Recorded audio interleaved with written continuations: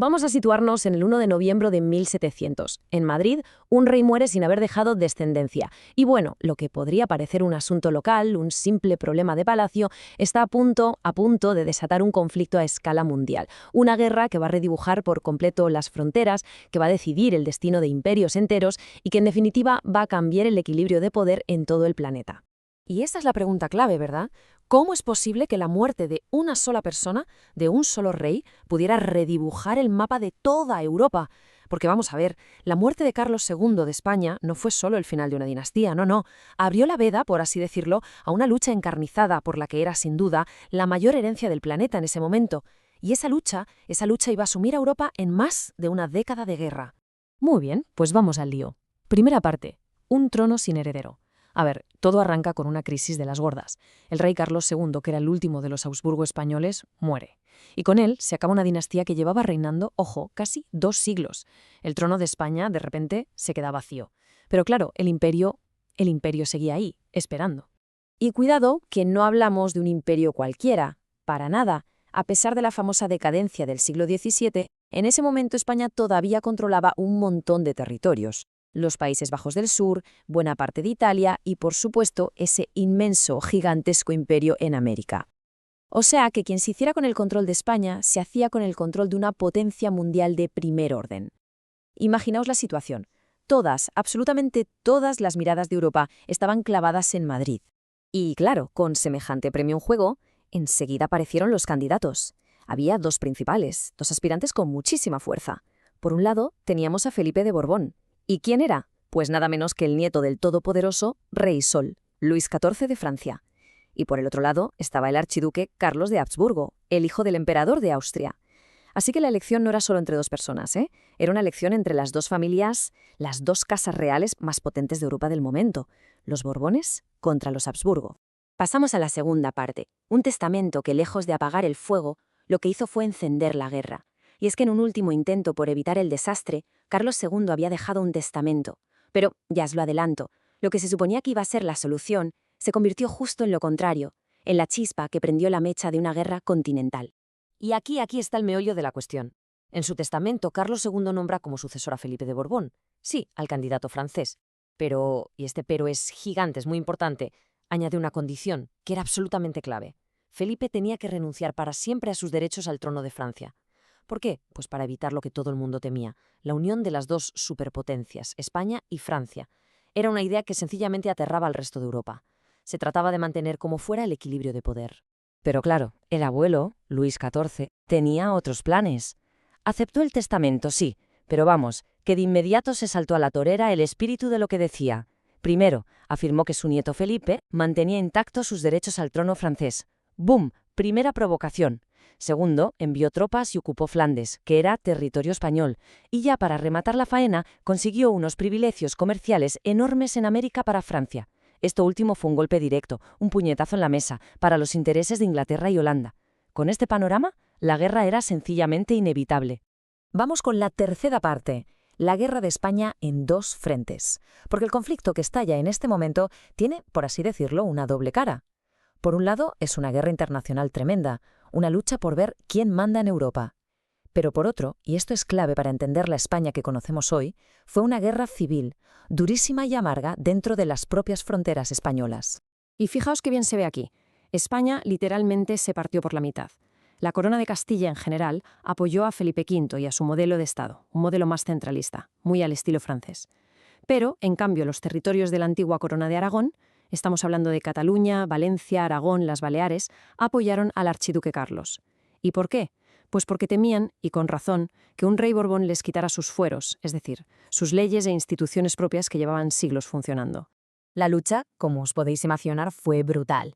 Mientras las grandes potencias se daban de tortas por toda Europa, aquí en España se libraban batallas que eran absolutamente decisivas. Y una de las más importantes, un verdadero punto de inflexión, fue la batalla de Almansa en 1707.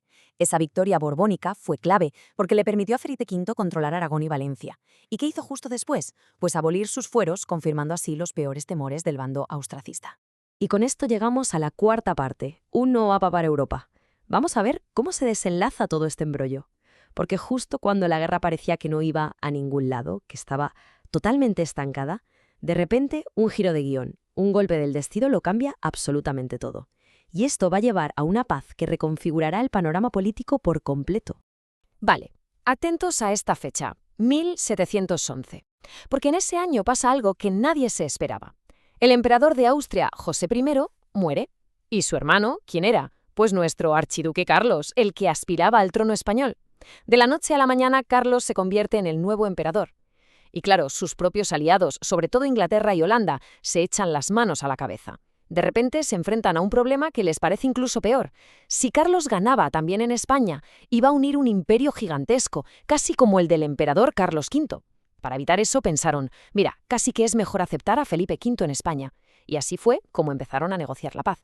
Y el resultado final de esa paz, la paz de Utrecht, para España, bueno, se podría resumir en esta frase que es muy potente.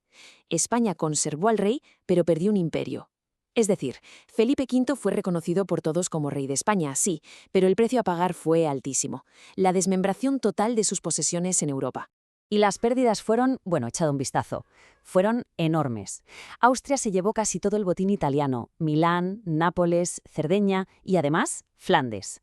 Pero ojo, que lo más importante, pensando en el futuro, fue lo que consiguió Gran Bretaña, dos enclaves estratégicos con un valor, bueno, incalculable, Gibraltar y la isla de Menorca.